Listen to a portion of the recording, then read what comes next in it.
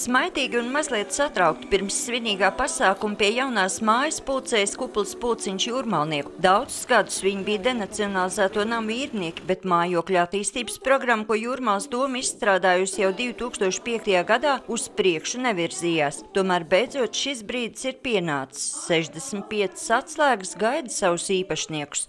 10 лет ждала этот. 10 gadus es gaidīju šo māju. Vai ticējāt, ka sagaidīsiet? Nu, cerēju un gaidīju, un beidzot ir pienācis laiks, kad man jau ir izsniegti dokumenti dzīvoklim šajā mājā.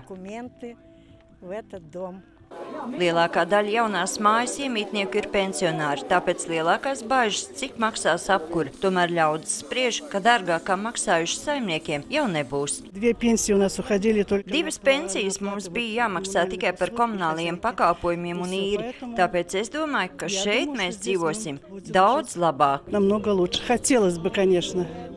Svinīgā gaisotnē pirmā sava jaunā dzīvokļa atslēgu saņēma Genovefa ar dēlu Andri. Atverot dzīvokļa durvis, praktiskie saimnieki steidz lūkot, kur ko varēs nolikt. Durvis varēja būt pašā stūrī, tad vienā pusē un otrā kaut ko salikt. Bet kaut ko izdomāsim. Ko? Kaut ko izdomāsim, protams.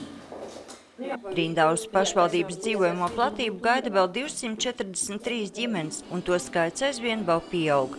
Bāreņi un bērni bez vecāku gādības, tie jau mums pārsniedz pār pa 100. Tad tur ir personas pēc ieslodzījuma un arī ģimenītes, kuras ar tiesas spriedumu liek ārā no dzīvokļiem. Nu, tur tātad tās ir apmēram uz 180.